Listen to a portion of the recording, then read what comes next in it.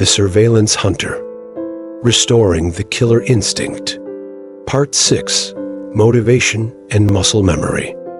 During my years as a high school football player and coach, I was able to draw some profound similarities between the game of football, the workplace, and life in general. The object of any game is to win. The reason we set out on our paths both professionally and individually is to win at life. In testing our limitations and finding camaraderie within a strategic system, and for a finely defined goal, we soon discovered the meaning in this exchange for our exertion. Without clearly defined end zones, a football team would find it impossible to score, just as without goals the surveillance hunter is the first to sense the futility in actions for the action's sake alone. When a player is running with the ball, the end zone defines the direction in which to run, just as it defines the common goal of the entire team. When surveillance leadership fails to see any resemblance of scoring through team investment or individual perseverance, we must ask ourselves some very needed questions. Do we coach and drill our team's execution into muscle memory? Have we even developed a game plan? Do we wait to coach until we are losing? Do we keep moving the goalposts? Have we failed to place the end zone at the correct end of the field? Do our people even know what game we are playing? In these cases, we should not be surprised when our ball carriers eventually quit running and sit down on the field of play, creating their own games, or worse yet, just walk off of the field in frustration. Additionally, if players are not made aware of the sidelines and what is considered out of bounds, you may find a team that struggles to work within its required boundaries, therefore breeding unsatisfactory behavior, with little thought of a forward direction. When taking into account the comparisons made of end zones and sidelines to that of scoring and boundaries in the surveillance room, I would be remiss to fail in bringing to light the most indicative field marker of all: the yard markings. Every football field consists of a 100-yard field of play. Once your team has gained possession of the ball, your offensive squad is allowed 4 attempts to gain at least 10 yards for a chance to start over with 4 new attempts. The most consistent object of the game is to control the ball while methodically marching your team down the field to score. If your offense fails to advance the ball by at least 10 yards within 4 tries, the ball is then turned over to the other team, at which time your team is now on defense trying to prevent the opposition from scoring. In football, work, and life, we aim to score, at times failing to recognize a win as every yard gained and reverse engineer every yard lost. In football, the scoreboard isn't updated until the ball has crossed the goal line. In life, and more specifically in surveillance, scoring should be a fluid, recognizable event with every advance or decline in yardage. In our realm, it should never be solely the touchdown that determines success. It's the execution, the yards gained, and the yardage taken while on defense. Often, football players without proper strategy and leadership will worry more about how they look in the uniform than how they can use the tools provided to them to advance the ball down the field. Comparatively, surveillance teams who fail to establish a unified goal often worry more about their singular perception and recognition than elevating, assisting, or mentoring those lined up next to them. It is the ultimate responsibility of surveillance leadership to define the practice, purpose, and plan for every position on the field. Every member of the team must be taught the mechanics of their role and how their execution contributes to the play's success. Not all players will carry the ball, but all players will carry the result. Similarly, in the immediate moment, not all surveillance agents will sit on the precipice of the next big scam, but the fingerprints of a healthy team will be all over the outcome.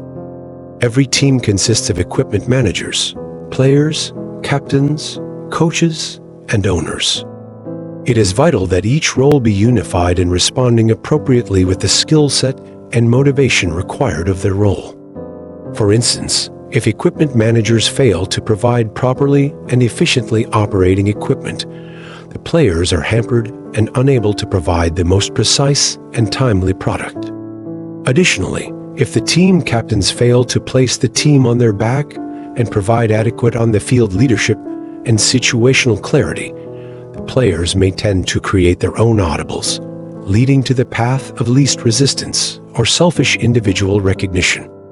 Even more so, the role of a coach is greatly diverse and carries with it the potential to create a winning or losing team. The coaches are responsible for implementing the practice of technique, development of the game plan, assignment of the starting lineup, and calling of the individual plays. The coach's job, although compensated in a greater fashion, carries with it the ultimate responsibility of success or failure. In the preparation of offensive and defensive strategies, the coach must first be able to rest on the techniques that have been endlessly drilled into their players. The players need to have proper execution drilled into their muscle memory so that as adversity presents itself, the player's response is merely a reflex. If players are not exposed to regular emergent situational exercise, or worse yet, not provided the correct techniques, the coach will find that the game plan is unable to be executed and will often lead to a loss. Coaches have a unique perspective of their players' skills and abilities. If a player lacks a specific skill set, the coach and trainers must work to mitigate the need. Additionally, when the coach is present on the field and engaged with their team, the coach is in the correct position to gauge the player's effort in relation to their capabilities. With this knowledge, the coach is able to ensure proper execution and likewise able to fine-tune a less than optimal game plan. It is to be expected during the course of a game that a football team will possess the ball in an attempt to score offensively. More importantly, it is also to be assumed that the team will need to play a stiff defense to keep their opponent from scoring. For the surveillance room, this is where the lines between offense and defense become very, very blurred. Late author Gene Wolfe once wrote, "The best offense is a good defense, but a bad defense is offensive." With this eloquent statement, Wolfe perfectly summed up the predicament of the modern-day surveillance room. It is often thought that the mode of the surveillance room is purely defensive by nature.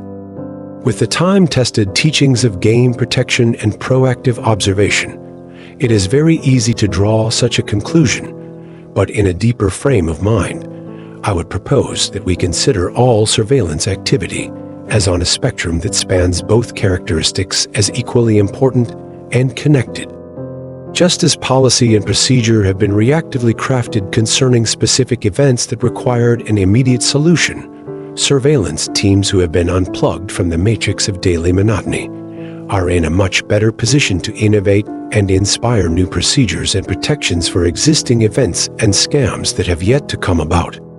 The danger in assuming the default absolute defensive stance is that poor leadership and vision can relegate a team to a mental position of waiting to react. With this understanding, we must daily cultivate and maintain an offensive, bloodthirsty mindset in our rooms and in our people. If we are not attacking defensively, we run a huge risk of being defensively offensive. The final similarity is that of the football itself. Most everyone wants to carry the ball, and for the most part, everyone wants a chance to score. If the ball is dropped and fumbled, however, how many players on the team will point at the others as being at fault? Is there a team level of ownership to the success or failure of a play? Do the players blame the coach for the lack of training and proper play calling? Or does the coach rest the blame on the players for their execution or lack of drive? The simple high-level indicator of a team's health is the scoreboard. If your scoreboard says, home 0, away 7, your team may be losing and in need of some coaching. All properties experience scoring by the away team, which is understandable. But when the away team scores, and you do not examine the cause and create a solution, you are bound to be scored on again, and in the same fashion, or worse. Most importantly, all players need to be aware of their role, trained in their role, and recognized for the consistent execution and heavy lifting that is normally overlooked in their role. The similarities of football, work, and life in general can go much deeper than the points provided, but for the sake of brevity, this simple, yet profound truth stands. Your people just want to compete without feeling vulnerable. They want to contribute without wasteful exertion, and most importantly, they want to win in the most aggressive way possible. As the leaders in this surveillance realm, we have the platform to effect so much change. Often, what is important to you will eventually become important to your team. When you are satisfied to collect a paycheck, rub elbows with important people, and go home with little to no vision for tomorrow, don't be surprised when your team fails to execute consistently. When your team is shown the daily attitude of a coach in a hunter's mindset, your team will better discern what their expectations are and naturally acclimate to them. We first must see this playing field for what it is. We first need to work towards the perfecting of our own craft. But most importantly, we need to be the first with the desire to win for the sake of winning alone.